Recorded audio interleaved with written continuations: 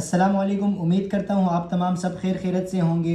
आज हम important MCQs करने जा रहे हैं पोम्स के क्लास 10 के, तो जो कि 13 पोम्स पर मुश्तमिल है। सबसे पहले हमारे पास आता है the voice of God. The voice of God, इसमें एमसीक्यूज़ आता है कि ये किस पोइट ने लिखा है और कब पैदा हुए थे, कब इंतकाल कर गए, कहाँ पढ़ाई की थी इन्होंने। तो इस तरह के एमसीक्यूज़ हमारे पास क्लास 10 में आते हैं और इस बार 40% एमसीक्यूज़ है। सबसे पहले पोम की तरफ चलते हैं जो कि है the voice of God. The voice of God के पोइट यानी जिसने ये लिखी है, शायर का नाम है लोइस आई न्यूमैन। लोइस आई न्यूमैन की डेट ऑफ बर्थ यानी 1893 को पैदा हुए और 1972 को इस दुनिया से चले गए। उनकी जो पढ़ाई थी ब्राउन यूनिवर्सिटी, उन्होंने ब्राउन यूनिवर्सिटी से पढ़ा और ये जो कि है शायर है द वॉइस ऑफ गॉड के। अब नेक्स्ट पर चलते हैं जो कि दूसरी पोम है लिटिल थिंग्स।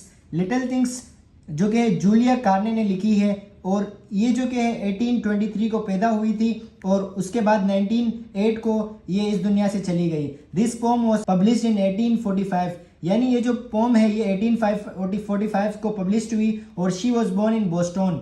ये जो कि है पैदा हुई थी बोस्टन में। इसी तरह एमसीक्यूज आते हैं कि शायर का नाम क्या है और इन्होंने जो पोम लिखी है उनके शायर का नाम, उनकी तारीख पैदाइश। अब तीसरे पर चलते हैं जो कि है from a railway carriage.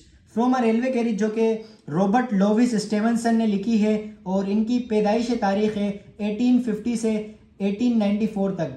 He was born in Edinburgh, ये जो कि एडनबर्ग में पैदा हुए थे।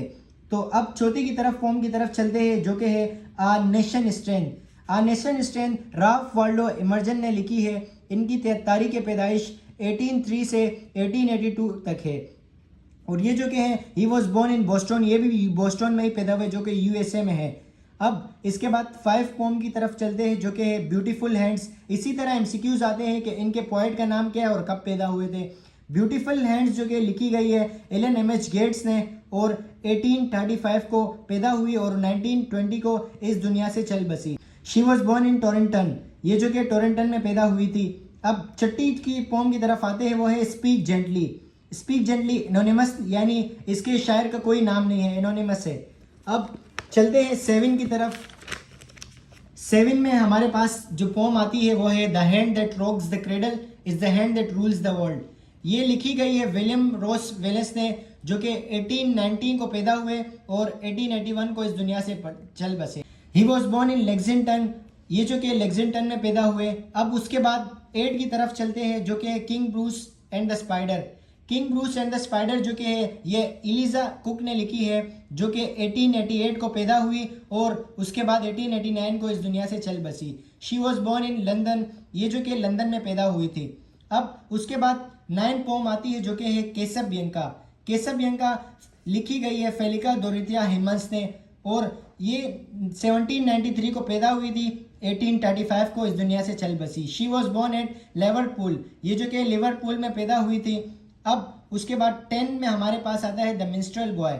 मिन्स्ट्रेल बॉय जो कि थॉमस मोरी ने लिखी है और इनकी पैदाइश 1779 से 1852 तक है। He was born in Dublin, ये जो कि डुबलिन में पैदा हुए। इसी तरह हम एमसीक्यूज इंपॉर्टेंट करते जाएंगे, इसके बाद एसेस वगैरह चैप्टर भी करते जाएंगे। अब 11 में हमारे पास आता है द यूजेस ऑफ एडवर्सिटी, ये भी किसी एनोनिमस ने लिखी है, यानी इसके पोएट कोई नाम नहीं दिया गया।